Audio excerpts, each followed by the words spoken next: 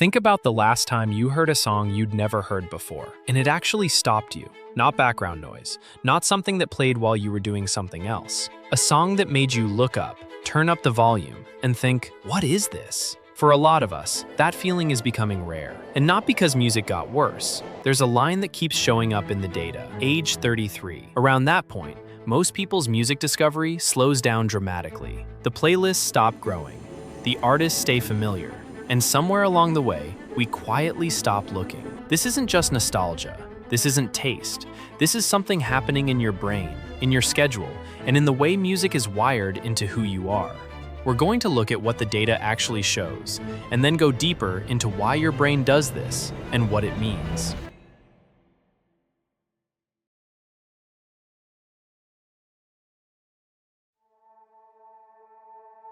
Let's start with what we actually know. In 2015, a Spotify data analyst named Ajay Kalia published a study looking at listening habits across age groups. The findings were pretty stark. Music taste becomes increasingly mainstream as you age, meaning people gravitate toward popular, familiar music and away from newer or more niche artists.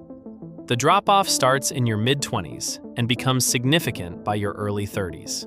The number that kept coming up? 33.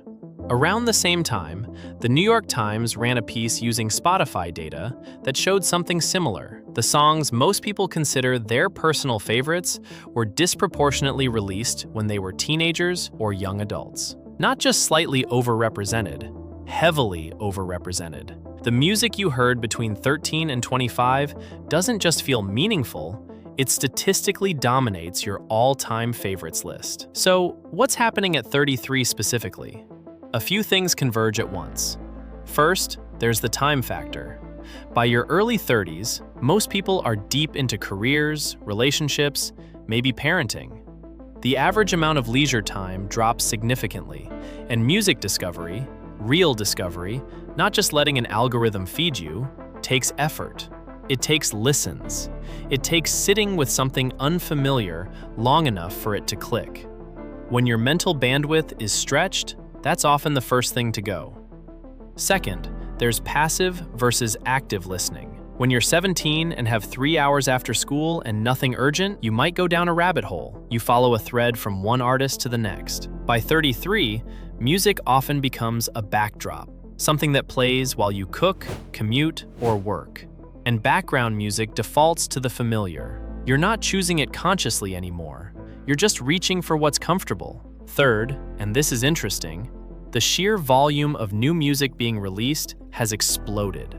Tens of thousands of songs are uploaded to streaming platforms every single day.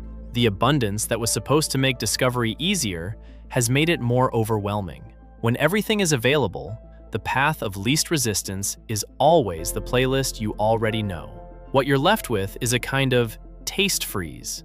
Not a hard stop. Most people don't completely stop finding anything new, but a slowdown so significant that the outer edges of your musical world stop expanding. The map stays the same size. The data tells us what happens, but the more interesting question is why. And it starts further back than you'd think, in adolescence. There's a concept in psychology called the reminiscence bump. It refers to the tendency for people to remember a disproportionately high number of memories from their teenage years and early 20s. Ask someone in their 50s to name their most vivid memories, and they'll probably name something between ages 12 and 25. This isn't random. That period is when your identity is forming. Every experience is new. Your emotional responses are more intense, partly biology, partly because you haven't built up defenses yet, and your brain is paying close attention, encoding everything. Music is deeply embedded in this process. The songs you heard at 16 weren't just songs. They were attached to firsts, first heartbreak, first real friendship, first sense of who you were becoming. Neurologically, music activates the reward system, triggering dopamine. But during adolescence, that dopamine response is both more intense and more tightly bound to memory and emotion than it is in adulthood. Which means the music from those years doesn't just live in your memory, it lives in your nervous system. That's why hearing a song from high school at 35 can feel almost violent. It doesn't just remind you of a time, it pulls you back into it bodily. New music rarely does that. And over time, the brain starts to anticipate. Familiar music equals a known emotional payoff. New music is a risk. You might not like it. And adults, consciously or not, become increasingly risk-averse. There's also a cognitive load argument. Discovery requires active processing. When you hear something unfamiliar, your brain has to work. And a brain that's already managing a job, a mortgage, a relationship, and 37 unread emails is going to take shortcuts wherever possible. Music is an easy place to stop spending energy.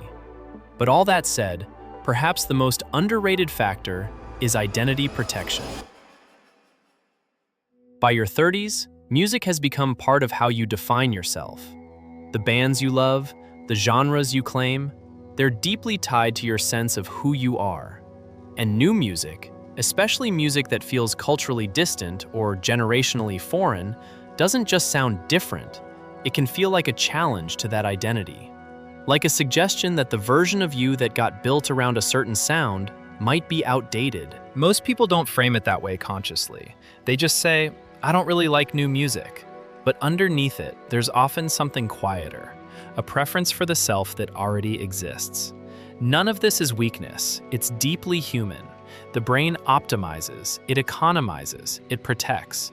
What makes this phenomenon worth talking about isn't that it happens, it's that most people don't realize it's happening to them. Here's where I want to land. This isn't a story about music getting worse, or about getting old, or about some generation being right and another being wrong. It's a story about attention and what we do with it as life gets louder.